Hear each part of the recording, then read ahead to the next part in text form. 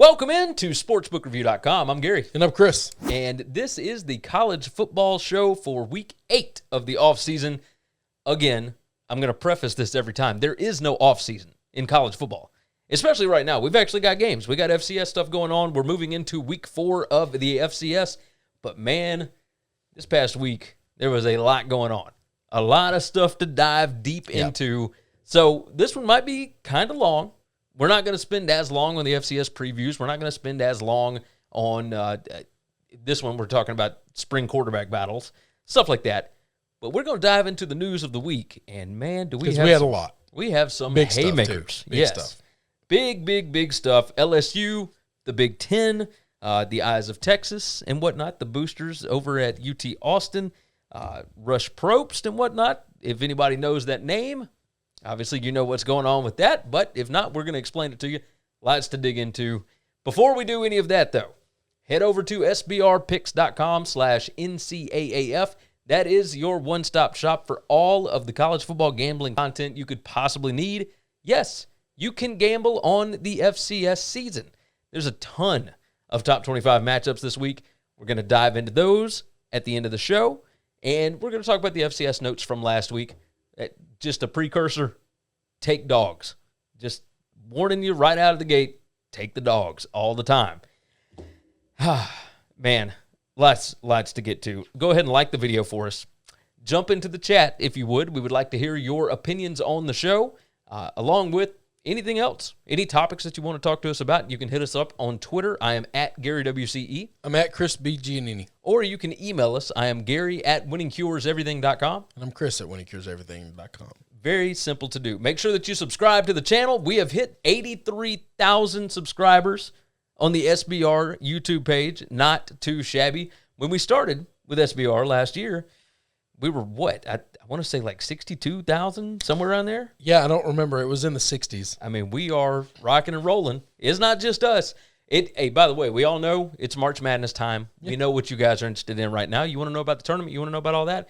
We got a daily show that goes on here at SBR, and the guys from the Three-Man Weave absolutely roll on that thing. So make sure that you subscribe to the channel for that as well. And over at sportsbookreview.com, they got a ton of college basketball stuff as well. The NBA is rolling, the NBA show with Jam and J Money. All those guys know what's up. Blackjack does the NHL stuff. I'm telling you, we got a whole slew of talented crew here. So make sure that you're subscribed to the channel, jump in the comments, like the video, share the show out, tell your friends, all that good stuff. And again, hit us up, Twitter, email, whatever, or just jump into the comments. Chris, let's go ahead and get started. And we're going to start off with a subject that is near and dear to your heart. Yep. LSU is dealing with some Title IX issues, and it is also affecting the Kansas Jayhawks football program. Head coach Les Miles has been placed on administrative leave because of things that went on at LSU. The athletic director, Jeff Long, at Kansas, is also under fire because the Kansas basketball program dealing with some FBI stuff. When he was hired on, he was the former AD at Arkansas. When he was hired on at Kansas, there was a stipulation put in his contract that if any of the programs at Kansas go on probation or any kind of postseason, but any of that kind of stuff, if anything that happened before he got there were to cause issues, he gets years added to his contract. He's making $1.5 million a year as an athletic director. Pretty good gig. That's why I try so hard to get it. If you can find a way to get rid of Jeff Long before you have to hire a football coach, you probably want to go ahead and take it, right? Well, if you're happy with the job he's doing, then no, you're not looking to fire the guy. He doesn't get any type of bonus. He just gets an extension. Right. If you're satisfied with the job he's doing and he's got good relationships around the community and around the alumni base, then I don't think you're looking to fire the guy. Now, if you're not happy with him, then yeah, you need to fire him. Agreed. Now, the Les Miles stuff is interesting and a little creepy, I guess you could say. Well, it's very creepy. And it's troubling. Very creepy. It's troubling. The Les Miles issues, allegations of unwanted touching. He allegedly kissed a student worker that worked in the football operations department. He had drove students. He had a texting relationship with several different girls. Yes. Throughout his tenure at LSU. This is what happened. He invited one at least to his condo. Yeah.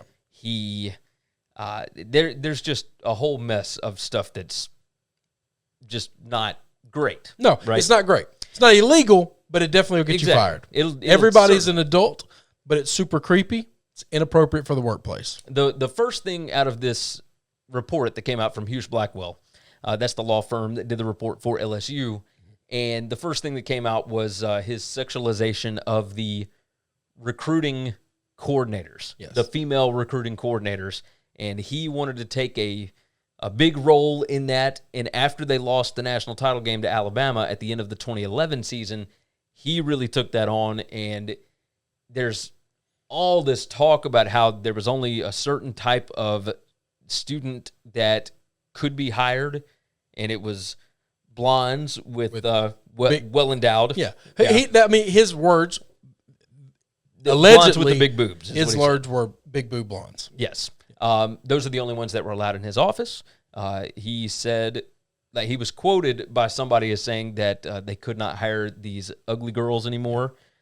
Just all sorts of stuff that, while not illegal, definitely not. Well, now that is, because then you get into discrimination laws. Agreed. That actually is illegal. So it's not criminal. But it's illegal. There's a lot of problems. Yeah, a lot of problems that went on with Les Miles, right? And we don't know. Like, nothing ever came of this other than, a few slaps on the wrist. Sure. Now, AD at the time, Joe Oliva, he came out and said that he wanted to fire Les Miles, and he thought they could do it with cause. And then the law firm that LSU hired to look into this told him, no, there's not enough here. You can't fire him with cause. You're going to lose this in court. And it was like a $15 million buyout. Well, we know LSU, for many of the middle 2010s, was dealing with some financial issues. Well, not just LSU, the whole state of Louisiana. Yeah. Remember, they like other schools were filing bankruptcy. Yes. Okay. It was a massive LSU was the only state school, I believe, that was not filing bankruptcy during that time period. The state of Louisiana was broke. It is likely a reason why they did not have a fully staffed Title IX office. Probably. However, but that's not an exception. Just gotta hire them. You gotta come up with the money. Yes, you have to find a way to get that in there. So the Les Miles stuff, Joe Oliva, we can talk about this. Joe Oliva, this looked like, what was the quote? He could win the court of public opinion? Joe Oliva, in this report, Joe Oliva is quoted to say, I think we should be able to fire him for cause. I don't know if we can win it in court, but we definitely can win the court of public opinion. That's where I start having problems is we have hearsay. We have no evidence. We have hearsay. Okay? Hearsay, which is the reason the attorneys say we're definitely going to lose this in court, because we don't have a smoking gun. We don't have evidence, and he said, she said, just don't go over well in a court of law. Right. They're really, really hard.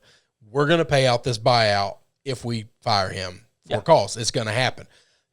And Joe began to not worry about that so much as knowing, well, but everybody in society will be on our side. The question you got to ask is what if some of these things didn't happen? Do you care if everybody is on your side? Now, I know I'm going to come across with the LSU guy, and I love Les. Okay, well, so let's preface this first. Joe Oliva was the AD at Duke with the Duke lacrosse. But this is where I'm getting. Right. Is at some point in time you have to ask yourself, are we 100% certain this happened? Because Joe Oliva, the athletic director over Duke during the lacrosse thing, those individuals, those men that played that lacrosse team, that ruined their lives. And it wasn't until a few years later we found out when it actually went to court. Yeah. None of it actually happened. All of it was fabricated by somebody who was trying to extort money. Yes. Okay? And therein lies the problem is Joe Oliva cares a whole lot about public opinion. Back then at Duke, he wanted to do the right thing and railroad these gentlemen. Yeah. And he did. And now at LSU, he was willing to do the same thing. It seemed like he didn't care about the court of law, but everybody will think we're doing a good job. He wants everyone to think he's doing a good job. If you're doing a good job, Joe, why is the Title IX groups not staffed? Like, I have a problem with that. So let me say that. If Les did something wrong, it needs to be investigated. It needs to be done right. The way it was handled at LSU, completely botched, and Les, inappropriate, 100%. Get that on record. Yes. You're over the athletic department. Right. You're not the president of the school. Title IX is not athletic department. It doesn't matter. You don't think that every athletic director has some type of say in how to get the Title IX staffed? It's not? Yes, they absolutely they have a role in that. That's right.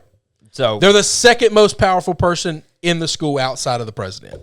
Yeah. They're number 2. Usually the second highest paid behind the football coach. Yes. I was about to say they're outside of the football coach, sometimes the basketball coach, depending on what school you're at. But they're without question either the second or third highest paid person on campus. Yes. So for the Title IX debacle at LSU to not be properly staffed, and some people that were staffed that were told these things that just swept them under the rug, no. That falls on you, Joe. Yes. You're responsible for that. You're the administrator. Les is responsible for his actions, okay? And some of them are creepy and inappropriate and don't need to be happening in the workplace. That's fine. You are his boss. You handle that however the hell you'd like. Yeah. But when somebody reports something, Les can't investigate himself.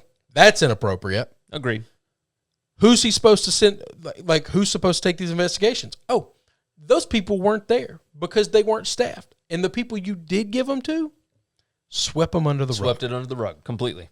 I don't. So while I think Joe's going on a PR stint right now, trying to make himself look good and all this, saying, I wanted to fire Will Wade, and look, the FBI thing happened, and I wanted to fire Les, and look at this, and you know what? You're also the same guy that hired those two guys, all right? And all of this happened under your watch. So at some point in time, he's real good at blaming those other people and not taking responsibility for himself. The other stuff that happened, Darius Geis, the issues there, obviously everybody, well, at least I would assume. Well, he's had several sexual assault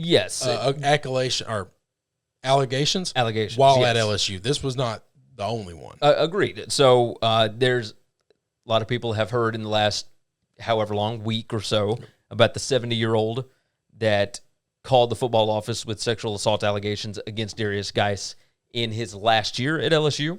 His last week at LSU. Yeah, really. He was going to go play in a bowl game and then never play for LSU again. Yep. There was a member of the diving team that said that he raped her friend in spring of 2016. There was another report that he raped 2 other women in 2016 as well. Nothing was ever done about this. It was never sent to the Title IX office. It was, and the people that were talked to did nothing about it. Yeah. Drake Davis, sexual assault allegations from his former tennis player girlfriend.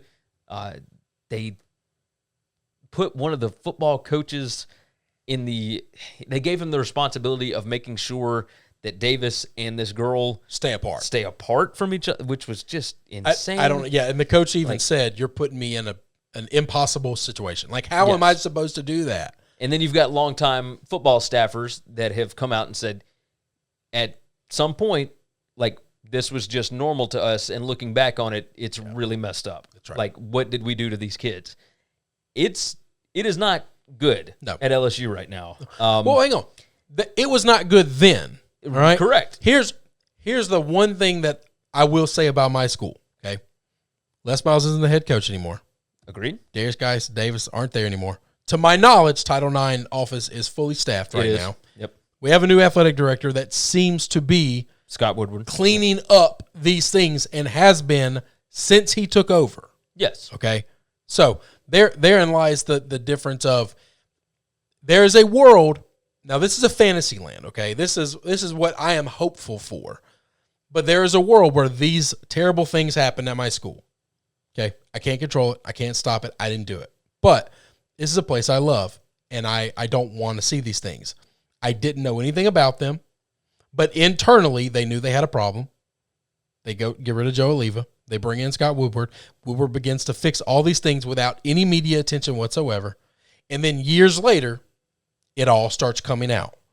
But now it's fixed. Right. The issue around the country is people want to be outraged, and they're going to want to scream and holler. But there's only 2 people still at LSU that were there when this happened. And both of them were suspended. They were both suspended. I actually think they should have been terminated. Once I realized how badly they handled the investigations when these girls did come to them and were sent to them, I think that's fireable offenses. I don't know who these people are related to or how much influence or pull they have. I think they both should be. What they did is fireable.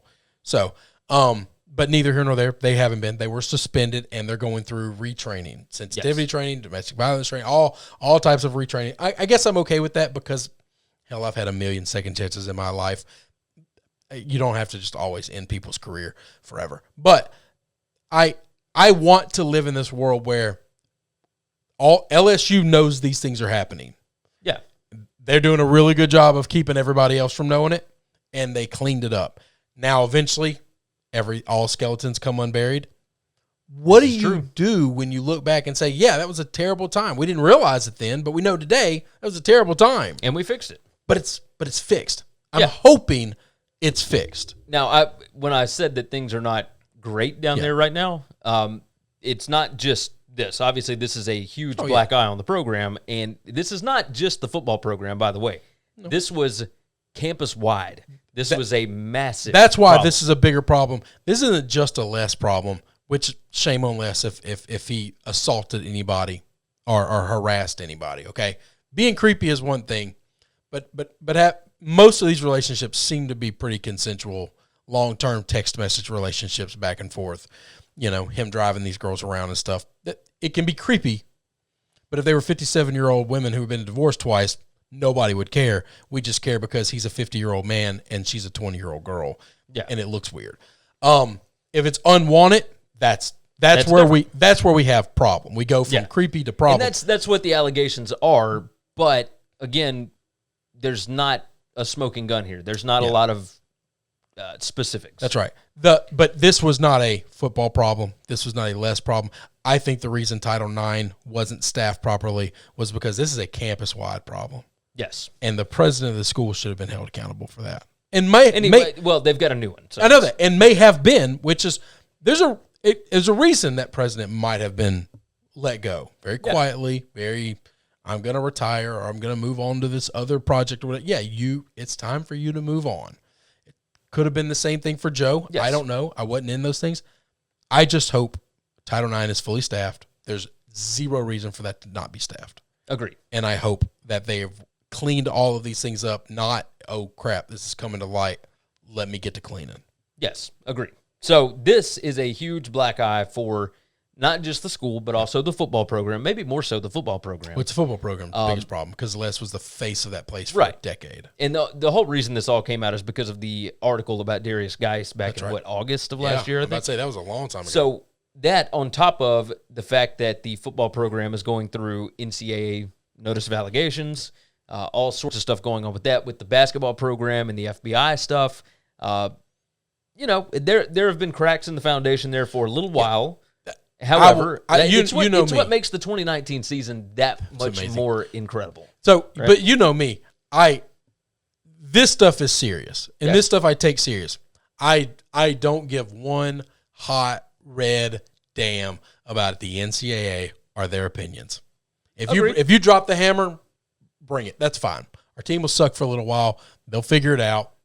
They might not ever win another national championship. They didn't win one most of my life, so it's fine. It'll be okay.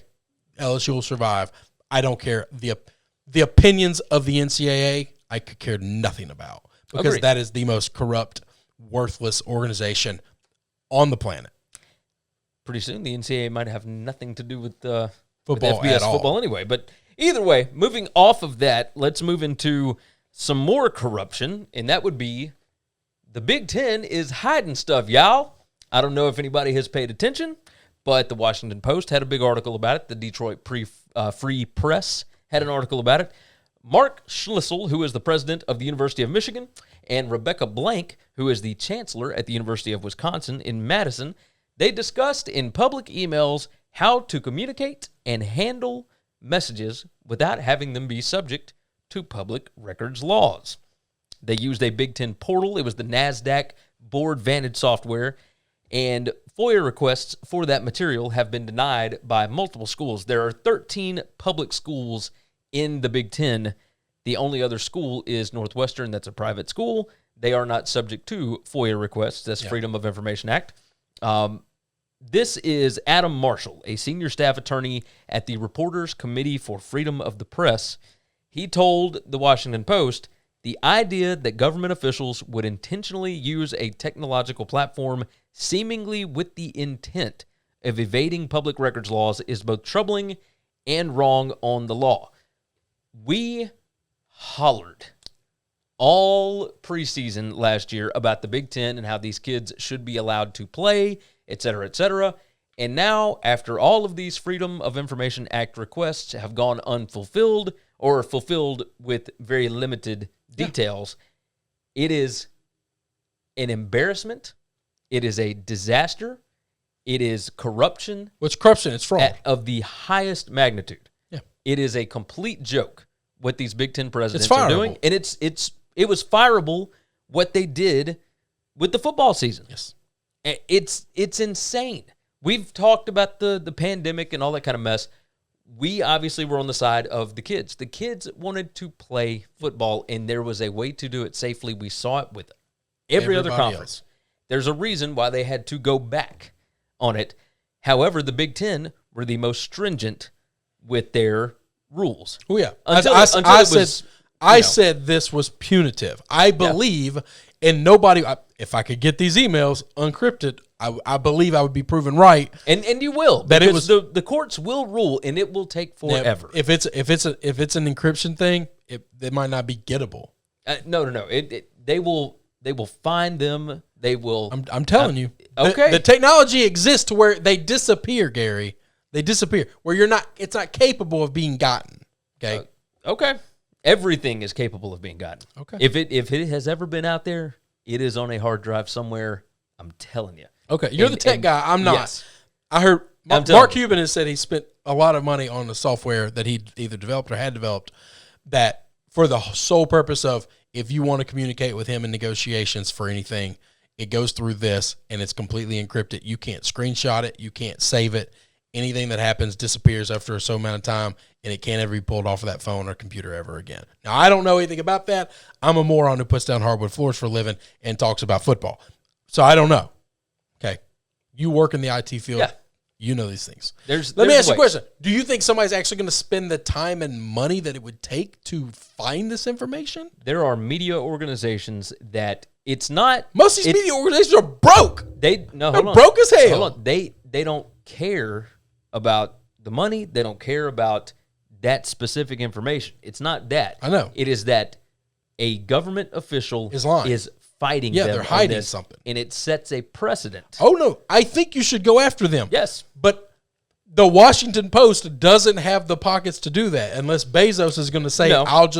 I'll front the money for this. This Adam Marshall, senior staff attorney at the Reporters Committee for Freedom of the Press. He's an attorney. Yeah. He's going to go after this. And he's not just for the Post. He is for the Reporters Committee for Freedom of the Press. Yes. This is I agree. A big-time issue in this think country. You're asking it's an empty bag that you're trying to get to. I think maybe so. The people who have the knowledge and experience and the skill to dig into these hard drives and get this information, I think are going to cost an exorbitant amount of money, and I think it's going to take an obscene amount of time. I might be wrong on both of those.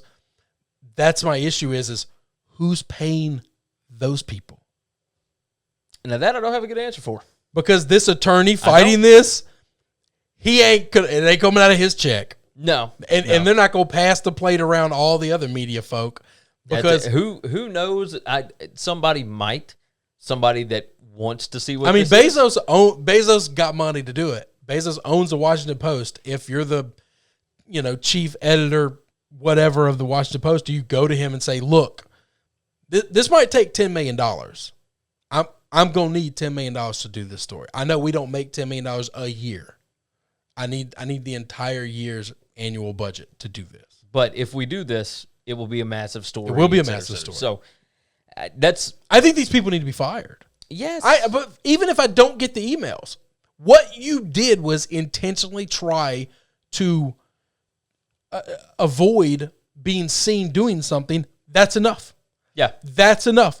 You're doing something wrong if you're trying to find a way to hide what you're doing. The first problem that they had was there were actual emails between these people that said, hey, that weren't encrypted. We're not going to talk about this here. Let's take it to the encrypted server to talk about this. That's right. And it was all about the football season. Yes. That's all it was. Yes. I mean, it's just a complete joke. The Big Ten has been a joke for a long time. Now even you Big Ten fans know. We kind of say this with a little bit of a smirk on our face because we are just dumb old SEC boys, okay? And we understand we're really good at football and we're really dumb. This is what the SEC is known for. Yeah. Okay? The Big Ten has always looked, they're up here, we're down here. They've always looked down at us. Very much we're the academic schools, we're the elitist. Our schools cost a lot of money and are really hard to get into. Your dumb little schools, everybody can get into them. I couldn't read and I got into them. It's just the fact that they are caught trying to we don't cheat, we don't lie, we don't play the dirty games y'all play. Yeah, you do. Yeah, you do. You 100% do. And that's it's not that we take enjoyment out of this, although there is a small part of me I know what the mud looks like. Yes, because we live in it. We understand right from wrong. Oh yeah. It's very easy to figure out. There is a line drawn. You know what's right, you know what's wrong. And obviously the Big Ten cheating at football recruits, paying some poor kid to come play football. I have no moral quandaries with you at all. Yeah, these rich elitists trying to hide the truth, 100% have a massive moral problem with that. NCAA, go investigate that. Yes, 100%. 100%. Moving on, let's talk about some more problems. All right. The Eyes of Texas controversy. There is a very visible disconnect between the administration, I guess you could say, or maybe not even that. Let's say former coach Tom Herman and the boosters at the University of Texas, because I think the administrators kind of side with the boosters because the boosters have the money. I was wondering, do you see? Here's the problem: is I don't really know who they actually side with. They're just going with the boosters right now. Yeah, because they don't want to lose. So let's dive into Tell this. the story. Tom Herman sided with his kids. His kids did not want to stand for the Eyes of Texas. They believed that the song was written. It's the school alma mater. That's right. It's the fight song. They believe after every game. It has racist connotations. Yes. Thank you. No. Tom Herman sided with the kids, told them they didn't have to stand for it. They didn't have to sing it if they didn't want to. The boosters demanded that the Eyes of Texas be played. So the president, the athletic director, et cetera, came out and said, we are going to continue to play the song. That's right. Is what it is. However, the boosters demanded that the athletes be forced to stand for it. That's a whole nother thing when you are forcing people to do something against their will. Steve Sarkisian came in immediately after all this. Now, we talked about this, I think, on the very first show. The very first show after, well, I don't know about it, whenever after Sark was hired. Yeah. Well, Sark was hired like January 2nd. Yeah. Our first show, I think, was January 19th. So, but it was the first show that we did in the offseason. And we talked about it. And I said then, I have said on SBR even back before the season started that I did not know if Tom Herman was going to last That's right. the season because of his disconnect between himself and what he stands for in the boosters. I thought that was crazy, but you were proven right there. The power structure at the University of Texas is broken, and it has been for a very, very long time. Right. Until that gets fixed, I don't believe that anybody will be able to win there. I will say this, the football players did not want to stand for the Eyes of Texas. It was very evident after the loss to Oklahoma. That's right. The only one that stood out there was Sam Ehlinger, and he stood by himself. By himself. Now, Steve Sarkisian, his first day on the job, he stated, "The Eyes of Texas will be played. That is the team's fight song, and we will proudly sing it after every game." That's what he said. Now, it's kind of strange to see a brand new football coach come in and start making statements like that. I always like this. I take pop shots at folks all the time for it because all these coaches are mercenaries. There's two coaches that I can speak of right now off the top of my head that I know 100% emphatically are not mercenaries. That is Pat Fitzgerald, alumni at Northwestern. Yes. Played football at Northwestern. Great. And one Coach O. Okay, that's the list of non-mercenary. Everybody else is a mercenary, but it's funny. The day they walk on campus, they all of a sudden hate the rival with the passions of a thousand hells, and love every tradition the school has ever had that they just found out about yesterday. Yes, 100%. I find that to be amazing. It's so disingenuous. Here are some of the – so there was a FOIA request, what we just talked about. You see how I'm putting these things in order here. There was a FOIA request to get all of these emails and whatnot from the donors that were demanding the Eyes of Texas be played last season. I like demands. I will go ahead and read some of those off, and then we will talk about what the students said, what the student-athletes said. First one, it is disgraceful to see the lack of unity and our fiercest competitor, Sam Ehlinger, standing nearly alone, wrote one graduate whose name was also redacted by the university to protect the identity of a donor.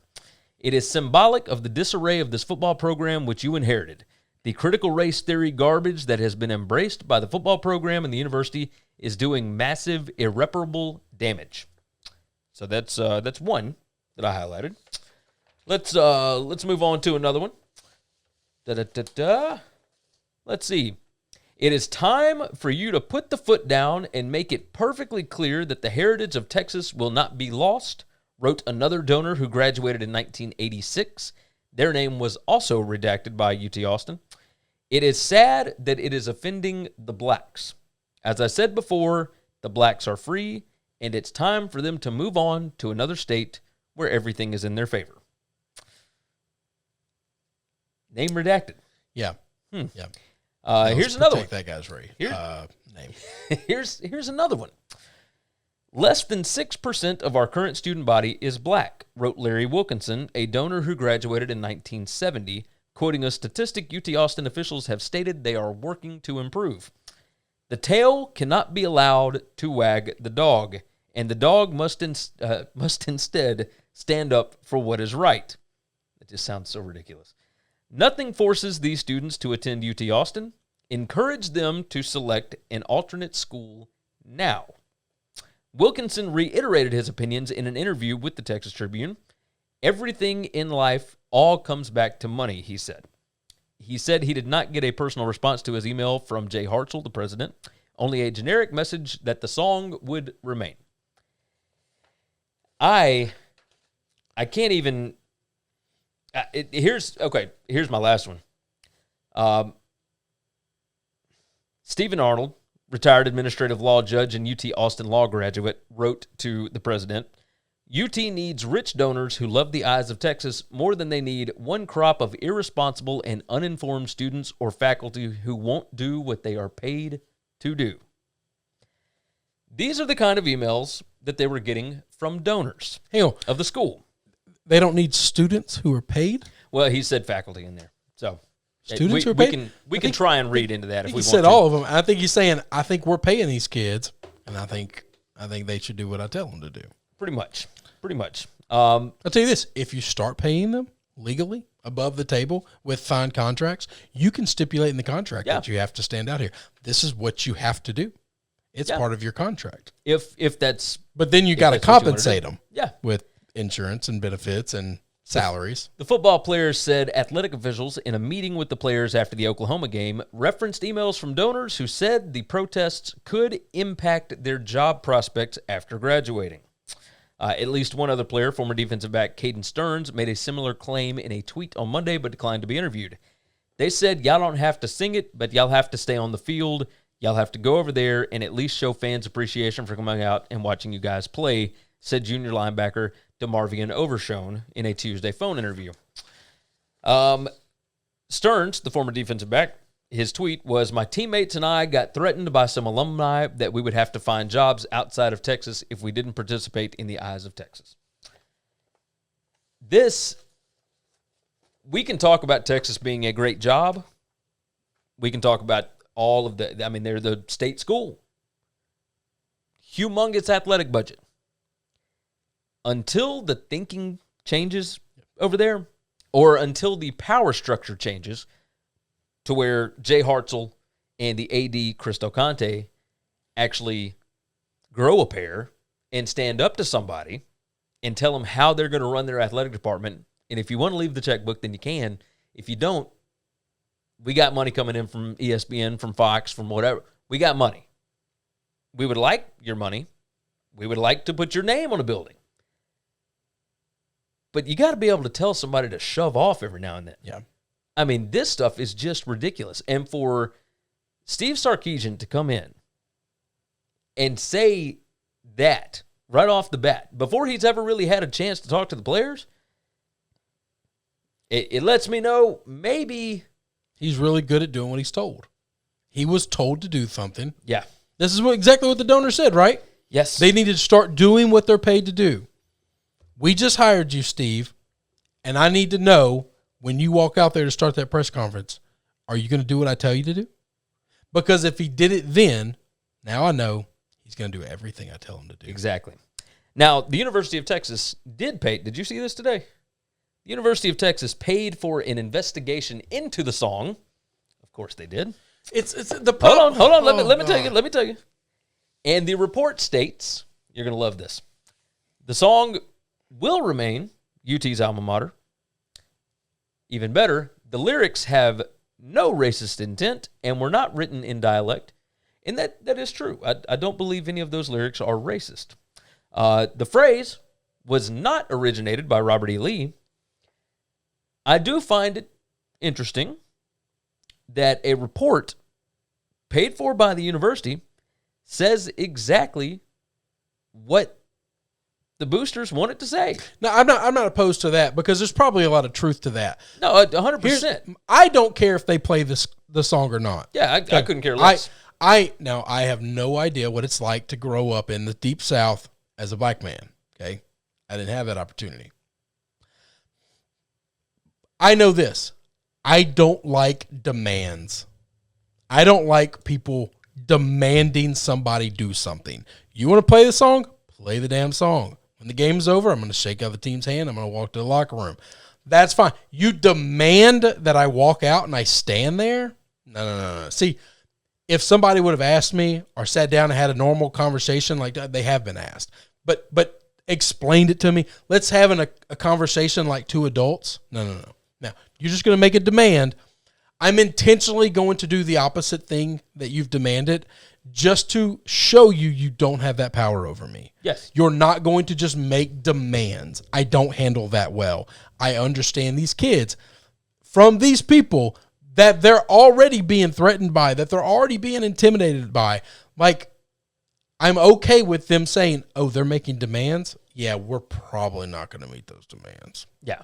That's it. Trying to scare them with. Trying to force somebody. Yeah, with force love. First telling them to, yes. And then telling them if you don't, you're not going to be able to get a job in the state. I don't all want this kind of stuff. Anybody to ever try to love me or love anything that I love because I made them.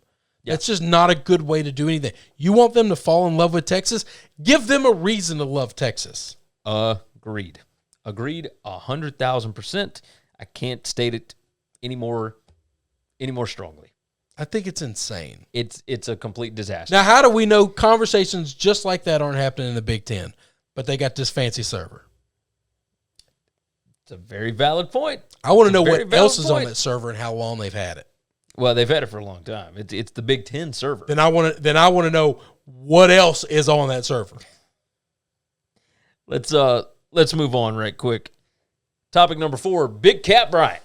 One of your favorite players. I do like Big Cat. You better believe that. Big Kat Bryant is going to be a super senior this year. Yeah. He had the chance to go to the NFL. That's right. Chose to stay at Auburn last year, and now is choosing to stay in school, and he is transferring from Auburn to Central Florida. He is going to go play with Gus. With Gus Malzahn. Yeah. And he is Help a shoot player. up that defense. I think he would make an immediate impact Yes. in Orlando. And I got to tell you, getting to hang out senior year in Orlando? Yeah. So this goes to tell me this. The fact that Gus was able to pull the best player on the team pretty easily to drop down a pretty big level and go to a new state, new place, new everything. He could be playing in the NFL this coming season. What that tells me is Gus wasn't the problem. No. At all. No, Gus was never the problem. Because you don't get the best player on the team to drop a big step backwards down from Auburn to a G5 school, move states, move everything to play one more year of football. You don't get that. To play one more year of college football before you go to the pros, you don't get that unless you love that coach, unless you trust that coach. And that tells me Gus wasn't the problem in that locker room. Agreed. Moving on from that one, that was a short topic. Topic number 5, Rush Propst, Valdosta High School football coach. There are recordings to where he reveals Alabama and Georgia recruiting allegations. He is the head coach of Valdosta High School, and he is currently being investigated by the school, per Valdosta City Schools Superintendent Todd Kaysen, into high school recruiting misconduct and improper use of school funds. Valdosta Touchdown Club President Michael Nubb Nelson is currently accusing Propst of attempting to illegally pay rent for certain players, using stadium advertising funds for personal use, and other things involving unethical behavior. Propst in the past was exposed as having 2 different families that didn't know about each other.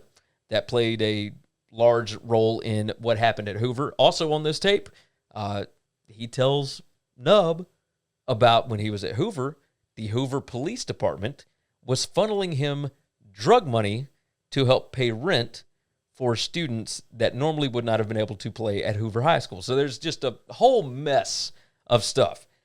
There are several clips going around on the internet, and a lot of people are fired up about it. The video, it's labeled as a conversation between Propst and Nelson. Propst accuses Georgia's Kirby Smart and Alabama's Nick Saban of recruiting improprieties. In the first, it allegedly it's Propst allegedly talking to Nelson or whoever about Kirby Smart and Georgia's recruiting practices. He talks about the Bulldogs having a handler, talks about Nick Chubb as being one of those players that got a whole mess of money to come back to school instead of going pro, which we will admit at the time it seemed a little crazy that they got Sony Michel and Nick Chubb both back for senior seasons. That's a position, running back, like you typically just go on and go. Like you only have so many miles on the car. Exactly. Before the car breaks down. You want to get to the NFL as quickly as possible. Exactly. So they talk about handlers. They talk about paying kids $90,000 to $100,000 just to sign at Georgia, all this kind of mess, right? The second clip is Propst allegedly talking about Nick Saban and how he answers to Paul Bryant Jr., and that's the only person in the state that he answers to. It talks about money funds down in Mobile that were set up by Bear Bryant, back in the 60s and 70s. And that's how Alabama handles all their recruiting, et cetera, et cetera. Now, this has become a massive internet story. And obviously, Ohio State fans, Big Ten fans, and whatnot are all fired up, stating if this allegation had come out from a high school football coach, down there about Ohio State, well, ESPN would be camped out outside of Columbus trying to figure all this stuff out. And maybe they're right. I think you talked about that, right? I do think there's some truth to that. There might be some truth. Now, ESPN and all these other things, they have contracts with the SEC. They're not going to purposefully try and get Alabama and Georgia shut down. Second, the NCAA, Rush has got his own issues. He's not exactly the most trustworthy person, but do I believe that what he's saying is 100% correct? Yes, I do. Yeah. Absolutely. He's not lying at all. No, he's not lying. That's exactly how it happens. I've been saying it forever. These guys aren't turning down. If you're a first-round draft pick and you come back. Hey, no, if you are a draft pick, because you could be a third or fourth round guy, and if you think you can move up to the first, because the difference in money is life changing. Yeah, but if you're a $20-30 million guy, it doesn't matter. If you're first round money is first round money. It doesn't matter. It's the salaries are slotted now. Yeah. Okay. If you get taken here, you get paid this much. If you get taken here, you get paid this much. Agreed. It's all slotted. So if you're a third round guy, you're going to make $300,000. Dak Prescott. If you're a first round guy, you're going to make $30,000. Your first contract. That's life changing money. It's generational changing money. Yeah. So if you think coming back to college, like $3 million, you said $300,000 and then $30,000. Yeah. 30 million. Yeah. $300,000, $30 million. Yeah. That's the difference between a guy taken in the middle of the first round and a guy taken in the middle of the third round. Okay. So if you think you can move up your draft stock, that's fine. Running backs are never going to be able to do that. Never. There's no amount of season you're going to be able to have that with. Yep. But also, if you're already a first-round guy, don't get better than being a first-round guy. Yeah. Why are you coming back? And don't tell me it's because I want to win a championship, okay? Don't tell me it's because I love this school so damn much, because you don't. Most of these kids aren't from any of these places around, all right? It's Clemson, for example, Travis Etienne coming back to school. Cost himself a fortune.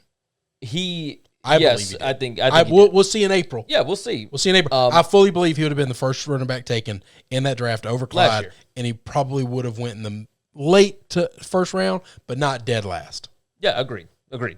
However, he came back to school. We think he probably cost himself money. Well, yeah, it was terrible this year. But it definitely wasn't because he wanted to win a championship, because they already had. Yes. Like, that kind of stuff is just weird. So, and the same thing with the other guys at Clemson. Like, Clemson is known for guys coming back to school. That's right. And it's because they're getting paid obscene amounts of money. And this is not... Now, Georgia has not had guys stick around in a while. Like that. Not Chubb, like that. Yes. But hang on. How long has Kirby been there? 5 years. Okay. So this is like the first class that he actually recruited from start to finish. And these guys are having an opportunity to stay the full 4 years. That's true. Right? That's true. So he couldn't have done it for the first couple of guys. He don't have that kind of relationship. No, Chubb was in that second year of his. That's right. But you know what I'm saying? Like, the reason it's starting to happen, the reason it's well, in Alabama it's happened for a while, but it doesn't matter. It's just a turnover machine there. Nobody's going to play. All the people say they're choosing Alabama because they want to play for Nick, because Nick will put him in the NFL.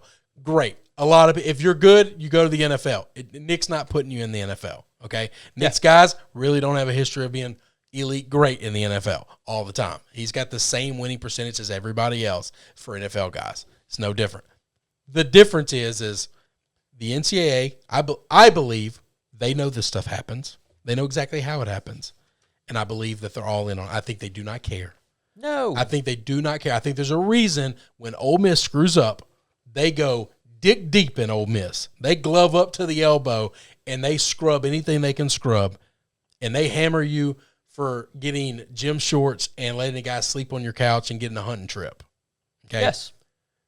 And if Alabama does this stuff or if Georgia does this stuff, they just look the other way. They just pretend it's not happening. Somebody bring me hard evidence. Well, we just told you how they're doing it. Go investigate. I need you to just tell me how exactly. I need you to show it. I need you to prove it. I need it on camera. If it didn't on camera, I'm not looking. Yeah. And that's the difference. Now, the other side of the Ole Miss stuff was that the NCAA didn't like Hugh Freeze. Why didn't they like Hugh Freeze? Well, they were on campus for the women's basketball stuff. Why didn't they like Hugh? Well, because Hugh and the guys got into a shouting match or whatever. No. Why'd they We've get in the talked shouting about match? this before. Why'd they get in the shouting match?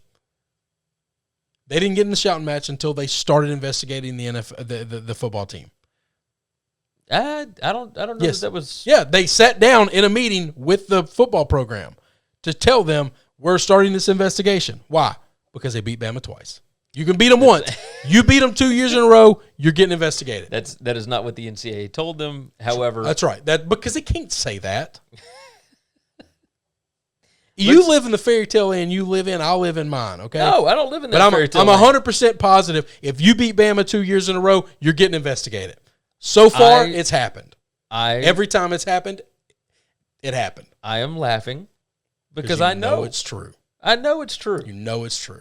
That's and this guy, because this guy had two families Who cares that he's got a girlfriend and a bunch of kids and a wife and a bunch of kids? Who cares? That has nothing to do with his job. It's nothing to do with that. But that speaks to his character, and so we can't trust what he's saying. It's the other stuff. I didn't say that he... But hang on, that other stuff is exactly what happens at every major high school football team, right? How do you think they're getting kids and recruits? Because it's public schools. Yeah. Right? So you got to get them to live in a city that they can't afford to live in. So how do you do that? We got to get them a house. It happened in our city. Yes, it happened here. Yeah. Yeah. I know some of those people that it happened to, actually. But, like, that's how it works. So don't look at him like he's doing something. He's not trustworthy because this is happening to his program. No, part of Rush's problem is that he was telling the wrong people. This same guy that he had this conversation with, that same guy is the one that is now filing, what is it? Not grievances, whatever it's called. He's the guy that brought this stuff against him to try and get him fired at Valdosta. That's fine. Which is hilarious. Like, it's insane to think about because he was telling Look, I'm glad he told somebody. He was telling Nub Nelson about this. Nub was recording it so that he had all the evidence to get him fired from the school because Nelson wants the old Valdosta coach back because he's buddies with him. As long as he brings down Bama and Georgia, I don't care. There's more to it than that. So we can agree. Everybody's paying everybody. Yes. But I do believe that when other teams get caught paying, you've used the phrase, they're cheaters. And I believe that I have never called them a cheater. Ever. You might be right about that. Well, I've heard you do it. And I call you out on it every time you do it. The Ole Miss thing? Because I don't believe it's cheating if everybody is doing it. That's a valid point. You're doing it and not getting caught. They did it. They got caught. Because the NCAA doesn't like the cops protect you, and so they're going after your competition, and therefore they're cheaters? How dare you, sir? How dare you? I expect to see a lot in the chat or in the comments during this. So hopefully you guys are still with us. Let's move on. We're going to talk about the 2021 spring quarterback battles for just a little bit. Only got a few of them that we're really going to hit on. These are the big-name schools. We want to make sure that we get some of this stuff in before spring practice starts. These are the competitions. We will start off with the Ohio State Buckeyes, the contenders for the quarterback job, C.J. Stroud, Jack Miller, Kyle McCord. There's a lot of talent here, not very much experience. Jack Miller started the 2020 season as the listed backup. Stroud finished the year as the backup for Justin Fields. Now Kyle McCord comes in. He is a 5-star freshman. He's out of Pennsylvania. Yeah. Stroud was the number 3 quarterback in the class behind DJ Uiagalelei and Bryce Young. That was in 2020. So now you've got 2 sophomores that should be pretty talented, but not a lot of experience. That's right. And you've got a super talented freshman. That's right. I have no idea. I would imagine Stroud is going to win this job. I don't know the answer to that, but I think I'll tell you this. I don't like Ohio State. I trust Ryan Day. He's going to make the right. He's going to make the right decision. He's going to. That guy knows offenses. He knows quarterbacks. You are correct about that. Moving on, let's move to the rival, the Michigan Wolverines, the contenders for the job. Now, obviously, this quarterback room has completely shifted. That's right. Cade McNamara, who started 1 game last season, he is a junior, I believe, this year. Alan Bowman, who is going to be a senior this season. He's a transfer in from Texas Tech, and J.J. McCarthy. This is a very interesting one. McCarthy, everybody believes, might be the savior of the program, all that kind of stuff. He's the incoming freshman. You got it. He's the future of this program, or at least that's what has been said. However, we have all seen freshmen. We all understand that sometimes things don't click right out of the gate. And if things don't click, well, then you got Alan Bowman to fall back on. Who knows what to expect from this? We're going to get spring practice this year. That's a good thing. Last year, it was tough for freshmen to come in and start right away because you didn't have spring practice. You didn't really have fall. Like you had a fall camp, but it was very restricted. So I will tell you that if this is my situation, see, Ohio State might be in the same boat with the way the transfer portal works, especially Michigan. Ohio State, you're not worried about it because you have 2 sophomores and a freshman. At Michigan, if you take a chance and start one of those seniors, there's a really good chance that unbelievable freshman ain't there next year. It is entirely possible. But if you give him the job and midway through he's not working out, well, here's the other side. And you know, Caden McNamara probably not good enough to be. Oh no, and it's between Bowman and McCarthy. Yes. Yeah. Now here's the other side of it. Forget the transfer thing. We all know the extension that Harbaugh got this year. However, if you come out with McCarthy, it's kind of like a rookie quarterback in the NFL. Like if you come out, you get him sacked, a dozen times in the first 2 games or whatever it is. He's throwing interceptions. You can't quite figure it out. You might have ruined that kid for a little while. No, that didn't happen in college. They know how to protect the run game and the offensive line. He's not going to get sacked a ton of times. He's going to throw a bunch of picks probably. He's going to make mistakes. So they opened up with Washington. Yeah. The one who might get sacked if they end up having another bad year might be Harbaugh. No, I think he's fine. I mean, maybe so. I would probably once again, I will continue to say this like a broken record. Who are they going to replace him with?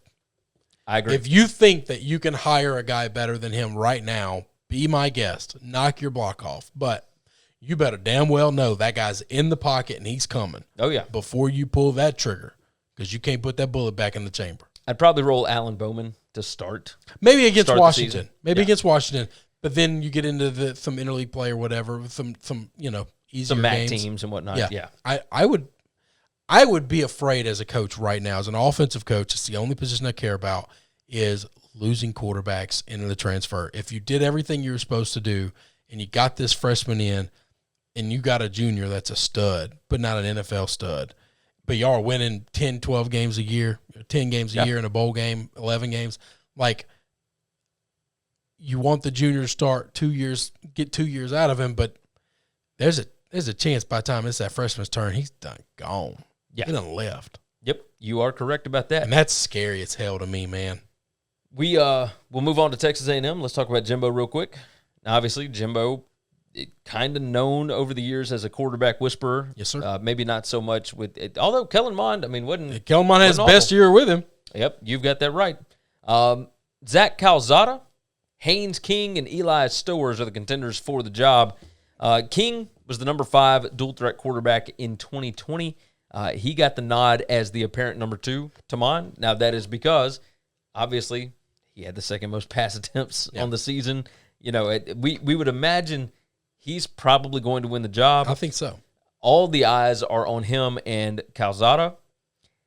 Eli Stowers, maybe down the line, but I think the eyes are on King right now. I think King is the guy. King looked good last year. He looked fine.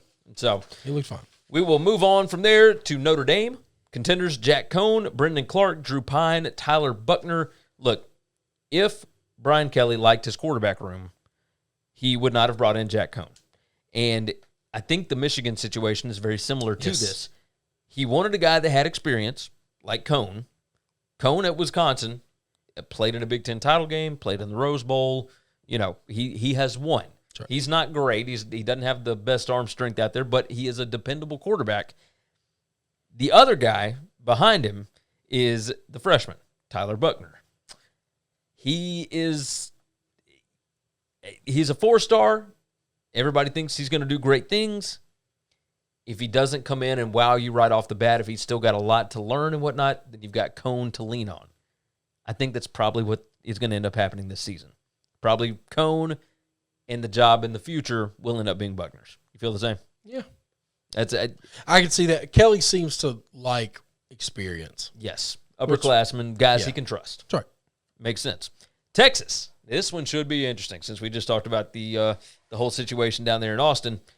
Casey Thompson and Hudson Card. Now, it's tough not to automatically say that Thompson is going to be the guy. He threw for 4 touchdowns. They beat Colorado 55-23 in the bowl game in the Alamo Bowl.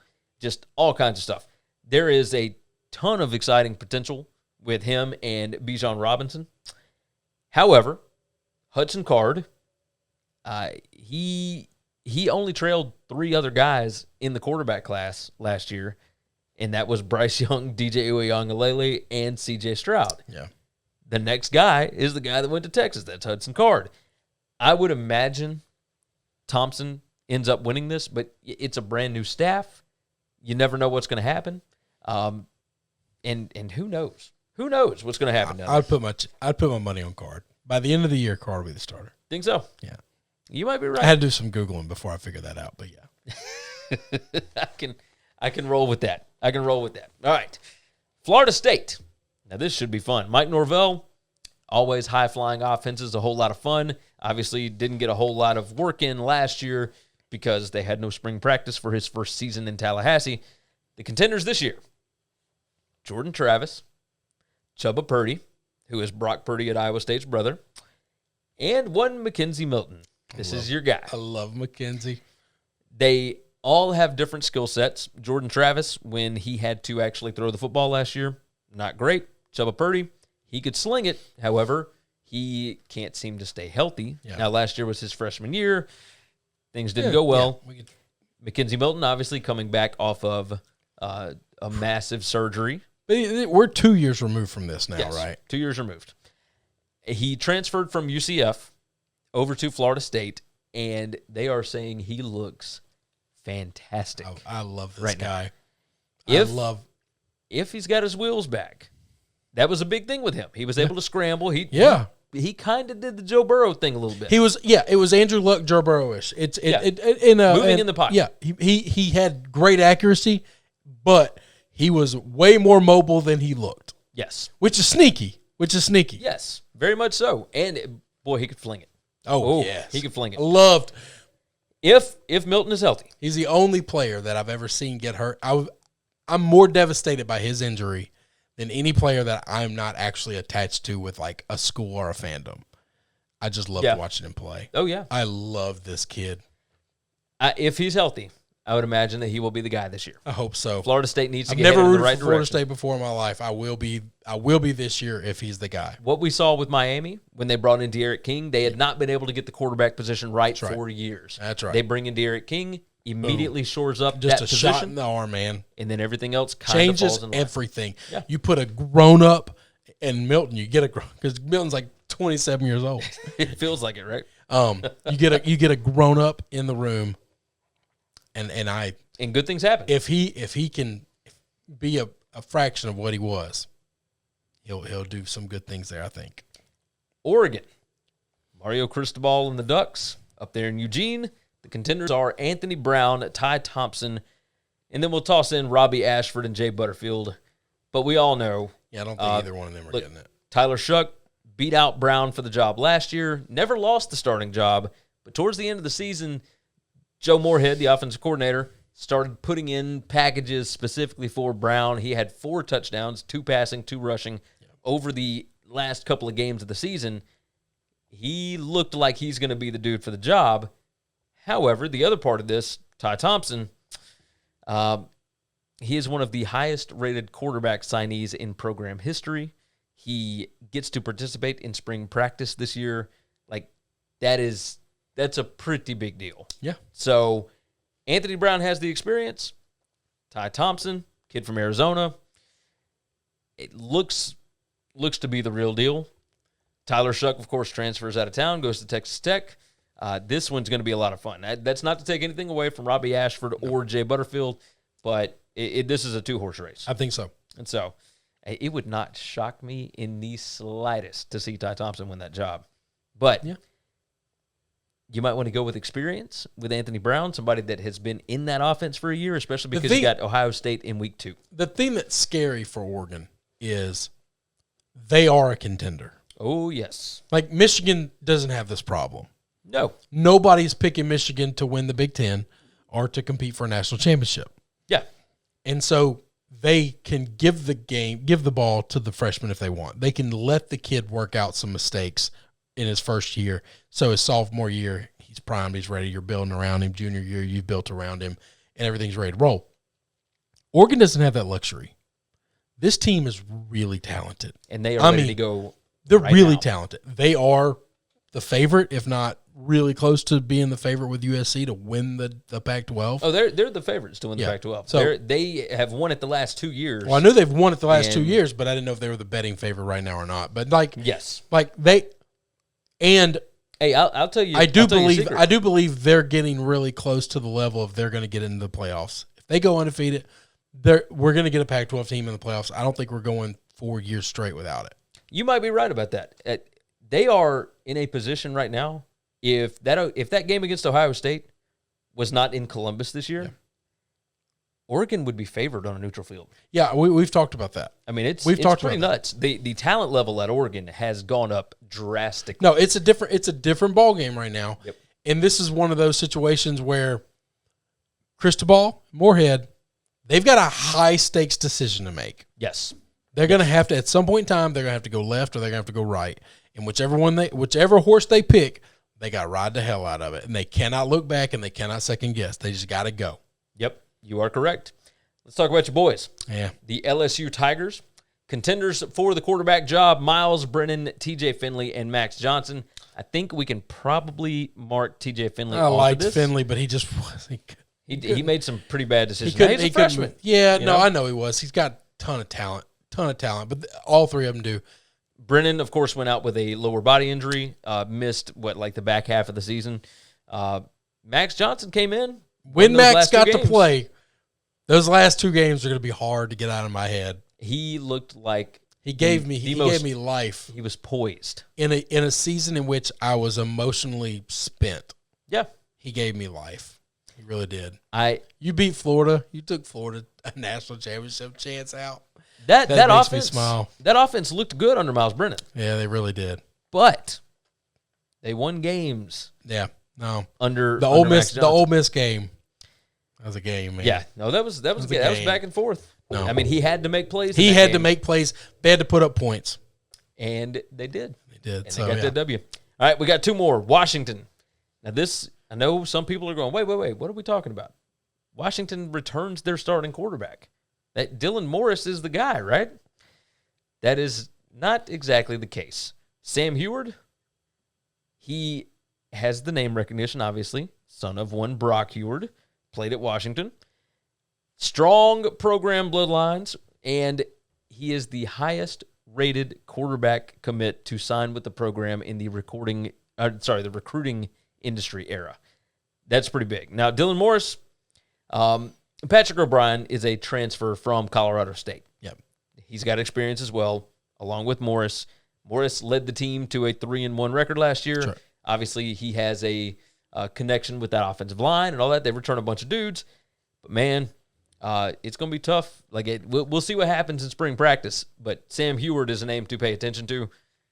It wouldn't surprise me to see Morris start, especially with the experience and whatnot, and they start out with Michigan. But, man, Heward, really, really good. So, and finally, last one. The Tennessee Volunteers, with one coach, Josh Heupel, coming into the fold a little late. But here's what they got. Hendon Hooker, Virginia Tech transfer. Harrison Bailey, who was the freshman this past year that didn't get the spring practice, didn't get, whatever. Brian Maurer, he is I think he's going to be a junior this season. And Caden Salter, who is an incoming freshman, 4-star out of Texas. He was the key part of keeping the Vols 2021 recruiting class together. I have no idea. This is one where I immediately think you just go with the freshman. You don't want any part of that team from last year if you can move on from it. But then but you brought in Hooker, though. Yeah. I mean, he started 15 games at Virginia Tech, put up pretty big numbers. He's got an arm on him. He's not the most accurate passer, but that Heupel offense doesn't require a super accurate passer. That's right. No, you're throwing to spots. Yeah. You're throwing to windows. And if Hooker can do that, he can run a lot better than these other guys. Yeah, maybe. Maybe you might be right. And so, I don't know. It just depends on whether or not you're trying to win in your first season. If you don't give a rip about this season, you're just trying to roll forward. I think he's trying to win. No, I absolutely think he's trying to win. I mean, I would like to think that all coaches are. Well, they are. But I'm telling you, I'm standing by the fact that I've only seen one coach actively not try to win, and that was Bobby Petrino. That's a good point. It's literally one guy quit. If you're trying everybody to win, else is trying. They're fighting like hell. If you're trying to win in the SEC, I think you roll with Hendon Hooker. You think Hooker? Okay. I think just for this season to get the freshman what word am I looking for? Acclimated. Acclimated. Thank you. I don't know that I worry about that. I think just like in the pros, rookies come in so much better. Because high school football is what it is at the level that it is, I think these guys can come in and play as freshmen. Maybe. I just think they can. I'm never afraid of letting a guy come out there and make mistakes. Especially if I'm not in competition to win the championship that year. Yeah, that's a big part of it. Because next year you're going to say, well, do you start the sophomore because he doesn't have any experience? Oh, yeah. How does he get experience? You let him play. Let him play. Let him play. But anyway. Let's move into FCS Week 3 notes. And, I got to tell you, underdogs did it again. Yeah, this week I did well. And this is the first week I actually played a lot of games. And I just bet all dogs. Underdogs went 18-12 against the spread. They had 8 outright wins, including 4 wins as 10-plus point underdogs, and those tend to pay out pretty well. Jackson State upset Grambling State. Now, this was not one that I expected. I lost money on this one, but that is another 10-plus point dog. I bet all dogs, but I didn't. Jackson State, first win over Grambling since 2012. And it broke Grambling State's 16-game home winning streak. And it was a great game. Oh, yes, it was. It was the only game I watched. I mean, the way that the game ended with – so Jackson State would have gone up even more, but they fumbled. They turned the football over. That's right. And then Grambling State comes back down the field, and then they fumble into the end zone, and it's just this whole – It was a lot of fun. It was a lot of fun. North Dakota beat South Dakota on Thursday night, 21-10. That keeps North Dakota undefeated. They've won 9 straight at home dating back to the past season. And here's the issue now. Can they win away from home? Their next 3 at Western Illinois, at North Dakota State, and at Youngstown State. Some of these FCS teams way better at home. 2 of those are going to be rough, too. Yes, Youngstown State finally got on the scoreboard last week. They didn't win, but they're looking better. But literally got on the scoreboard. Yes, they put up 22 points, I think. They're the one in there that I'm not worried about. Western Illinois, they could give them a fight. Yeah, they could give them a fight. Number 1, James Madison. They were down 17-6 going into the fourth quarter. Came back to beat Elon 20-17. Elon is not a very good football team. I was just about to say, Elon, the fact that they were down in this game. Yeah. This is James Madison kind of got some things going on. They're 3-0. They're number 1. Okay. But they have not looked very good. I don't know how the rankings late. work in this deal because I've seen. Well, there's not nearly as many teams playing in the FCS as there were in FBS. So a top 25. Well, I understand top 25, but the number 1, I've seen teams that I think are a lot better than James Madison. But James Madison has played, they're the only other team besides North Dakota State that has won a national championship in the past, 12 years or whatever. Okay. And that's where that ain't Mike this year, right? No. Okay, then I don't give a damn. Just because your granddaddy was good don't mean you mean anything. That is true. We got to stop. That's college football's biggest problem. Number 3. Well, this team is supposed to be good, let's rank them high. These rankings really don't matter at all because we are getting a 16-team playoff with this. Yes. So I'm game with it. Number 13, Albany. They hold off number 14, New Hampshire on Friday night in their CAA opener.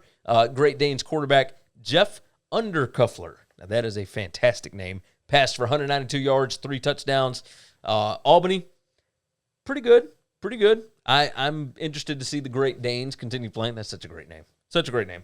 Number 17, Furman beat Samford 44-37 in overtime. The only reason I bring this one up, they were down 24-7 at the end of the first quarter. Samford's not very good.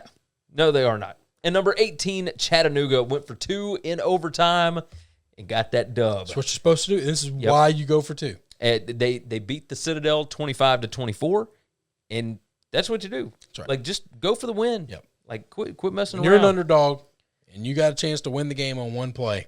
Yep. You just try to win the game on one play. You have got that right. Let's move into the previews, and we're going to start off. Number 4, Northern Iowa. Now, we've talked about them every week. Yep. The Panthers headed to number 10, Southern Illinois Salukis. This is Saturday, March 13th, 1 p.m. Eastern Time on ESPN+. Dude, the analytics on this, they have got Northern Iowa favored by a little more than half a point, 21-20. After a week 1, 44-21 loss to undefeated North Dakota, Southern Illinois beat North Dakota State like a drum in week 2, 38-14. Then they beat Youngstown State last week, 30-22. Northern Iowa lost week 1 as well, South Dakota State. And that was on a last-second touchdown. They have beaten Youngstown State and Illinois State the last 2 weeks. I think this game is going to be fantastic. I think you're actually going to see defense in this game. Southern Illinois, I think, is more explosive. But I think Northern Iowa, with their defense, gets another W on the road. I love Northern Iowa. Hey, do you know what a Saluki is? It's a dog, right? It's a dog. How the hell did you know that? There'd be a reason you knew that. No, basketball, NCAA tournament. Oh, okay, all right. Okay. But I want to say there was somebody else that was called a Saluki. You know what makes them unique about being the dogs that they are? I have no idea. They hunt primarily with sight, not smell. Oh, no, that is interesting. They're the only dog that uses their eyes, not their nose, when they hunt. All right, I can get down with that. They're really ugly. Panther probably beats a Saluki, though, right? Yeah, they're really ugly, too. I don't like do they look like a greyhound? Like, yes. Yeah. Okay. Yes, but they've got... Like if greyhounds bushy. had long hair... That sounds hideous, right? Yeah, like really they're pretty does. dogs. They're Yeah. big, majestic dogs, but they're short-haired dogs, which makes them nice. You see their body, get the shaggy ears. They look like hippies, is what he's saying. They hunt with their eyes. That's weird. That is certainly Do strange. they know that they have a nose? Does their nose not work as well as other dogs' noses? Man, we're going to have to Google that. I have no idea. Anyway, I have no idea. a Saluki. Let's move on Sounds to like a Big Ten thing. We're going to call ourselves the dogs. South has a bunch of dogs. it's like the We're gonna Albany be a- Great Danes. We're going to be a specific dog, a very elitist dog. We're going to be a Chinese crested. Have you seen those? Yes. That's my wife wanted those at one time. God. I said, All right. good gracious. All right, moving on. I've derailed us enough. Number 7. No, I want you to continue to do that during this. The Nicholls Colonels, number 7 in the country, against the number 12, and you're going to remember these guys, the Sam Houston State Bearcats. Yeah. With the K. Bearkats. Is there a difference between a Bearcat with a K? Can you Google that?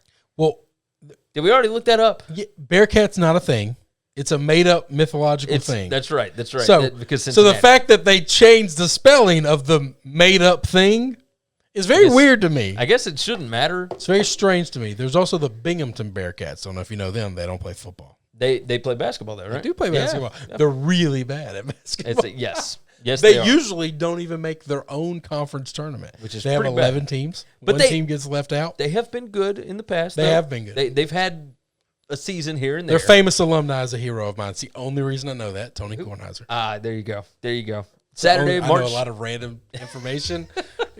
All of these. Just assume I love somebody from that place if I'm knowledgeable about it. That makes sense. All of these games are on Saturday, March 13th this week, by the way. There is no Thursday, Friday game. I know. Yeah. Had a chance to watch a few. Nicholls is favored in this game, or the analytics have them favored. The line was not out when we recorded this. They've got them favored by 7. Nicholls 35-28. It's on ESPN Plus at 1 p.m. Eastern Time. This is Southland Conference action. Yeah. Nicholls has the most points of any team playing in FCS right now for this season. Holy cow, I don't know that I knew that. Last week against Northwestern State, that's the only close game that they've had. It was 31-24. Nicholls got that win. But they beat Lincoln and Lamar by a combined 132-3 in the first 2 games. That's insane, right? That seems like a lot. Well, they beat Lincoln, Missouri, which is apparently a college. I did not know, but either way, they beat them 87-3 in week 1. Now, obviously, Lincoln not very good. No. As last week, they played Northwestern State, of course, down in Louisiana. Nicholls, of course, a Louisiana school. Nicholls is pretty good. I don't know that they're 87-3 good, but that's basically like beating up on a high school team. Like, it's just ridiculous. So I do think Nicholls is pretty good. Sam Houston State, they can score. Yep. They beat Southeast Louisiana in their first game, and it was a barn burner. Yep. A lot of points. I would expect a ton of points in this one. game. I was about to say. Yeah. So the total as far as the analytics goes, that would have them at 63 points, 35-28. I think we're probably going to see more than that. Oh, yeah. These two schools? The unders have been hitting like crazy this season, but... Yeah, but for specific teams that don't play defense and play a lot of offense, no, those are blowing them up. Yes, 100%. And that's what these two do. That's right. So I would fully expect points galore. You know what? Can you go to sbrodds.com and see if those lines are out now? They're typically out on Monday afternoons, but they were not out today. So while you were doing that, I was actually looking a book up to see if I could find one, but I couldn't. Well, there's only a few books that have them out on Monday afternoons. No odds. No odds yet? Okay, that makes sense. Moving on, number 23. The UC Davis Aggies, they moved into the top 25 after their first win, and that win was over Idaho last week. Now, the Vandals were in the top 25 because they upset Eastern Washington in their first game, and that was the game where the referee missed the field goal. Field goal? Yeah.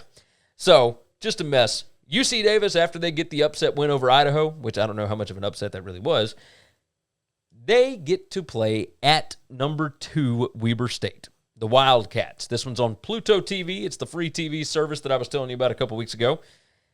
Weber State is favored by 7 on this, at least according to the analytics, 31-24. This is a 3 p.m. Eastern time game. And look, I would expect Weber State to be able to handle this one pretty easy. Weber State is really good. But UC Davis is okay. I expect Weber State to be able to win this by more than 7. Like, I may be going with the favorite here. That sounds like I'll be putting money line on Weber. Or on UC Davis? Yeah. Maybe so. This is Big Sky action, by the way. This is out there on the other side of the world. Number 22, the Illinois State. Let me write my time down. I'm sorry. We were running a little long tonight. Number 22, Illinois State Redbirds at the number 5 North Dakota State Bison. Now, the reason I keep bringing up NDSU here is because I want to see if week 2 was just an anomaly and they've started to figure things out. Now, they won last week 25-0 over Bobby Petrino's Missouri State team. I was just about to say, that's what I told you would happen there. Illinois State was a preseason top 15 team, and they have lost their first 2 games coming out of the gate. Now, is this an elimination game for one of these teams? Oh, yeah. I think now, Illinois this might State, be loser leaves town. If Illinois State loses again, that's 3 losses. They haven't won a game yet. Yeah. But you beat North Dakota State, you get back in this thing. That's right. The easier part of your schedule is you coming can up. salvage things. If North Dakota State loses, that's 2 out of 3. And North Dakota State still has South Dakota State to go. That's right. They still got some games. Do we have a loser leaves pound match this early? I think we have an elimination game. I think so. Now, North Dakota State is analytically favored. Yes, always. By 11, 24-13. I think they probably win this. I think it might be really close. I think it might be closer than the 11 here. But, I mean, it's 3:30 p.m. Eastern time on ESPN+. I'm going to be kind of excited to watch this. Yeah. Because I don't know that North Dakota State has played with this much pressure in a while. Now, obviously, there's always a lot of pressure when you're on like a 39-game winning streak and all that, but they've already lost a game. That's right. There's fractures in the armor. Yeah, okay. So, I mean, we'll see. Like, their quarterback play under Zeb Nolan has not been very good. That's right. So, if you ain't got good quarterback play, like, how much more can you do? Like, you're going to need to score at some point. So, yes. And finally, we will end with this one, and we just talked about this bunch. That would be number 1, the James Madison Dukes hosting the William and Mary Tribe. Now, what do you think a Duke is? It's like I'm sure it's a royalty. I would imagine that's what this is, or what they're meaning here. I wasn't sure. It's on Flow Sports, by the way, 4 p.m. Eastern time on Saturday. CAA action. Worst organization ever. The CAA? No. What are we talking? Oh, Flow Sports. Never mind. I forgot that we had talked about that last week. I just talked about fractures in the armor for North Dakota State. We are just kind of counting down to when James Madison ends up blowing one of these.